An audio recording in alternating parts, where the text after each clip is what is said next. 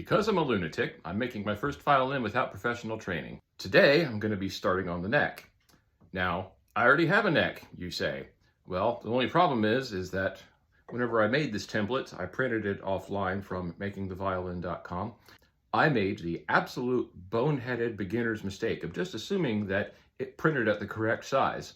So whenever I finished with this neck and I held it up to my wife's old violin, I thought, oh no, it's over 4 centimeters short of where it should be. That's 1.5 inches in freedom units. So I'm gonna have to redo this neck all over again.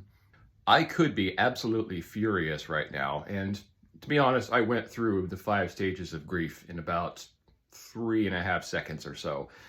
And in a way, I'm oddly relieved because there's a lot of things that I don't like about how this scroll came out, and I'm really glad that I don't have to use it for my first instrument, to be honest with you. And on top of that, I didn't really do a very good job of filming this as I was going along because I was so fixated on what I was doing that half the time I didn't even think to set up the camera. So this time will be a proper go around at the correct size, and you all get to join me along for the journey. Come along, let's do this. This template is worthless now. Time to make another one. So here's the correct size template printed offline, and I'm going to use this sheet aluminum to make a rigid template that I can flip over on both sides of my spare neck blank in order to transfer these marks reliably.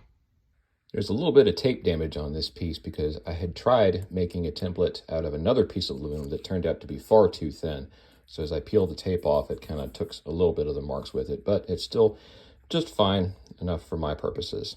Now, because this edge here is already perfectly straight, I'm simply going to align the template with this. Anyone that's done any kind of fine drawing will recognize this, the goat of all drawing pens. One absolutely crucial detail to include in the template is this tiny little step down right here at the edge of the surface where the fingerboard will be glued to. And this is where the scroll starts. Now you want this slight drop off because as the violin ages, it's going to have work done on it. And that includes maintenance that will involve planing the fingerboard. And what you don't want is for a sharp iron to be coming along here, taking shavings off the neck, and then digging into the scroll. That's why you want that little drop off. And as for the scroll itself, the turns of the scroll are marked by these holes that are punched through with a sharpened nail. And I'll simply be dotting along the way with my fine tip pen.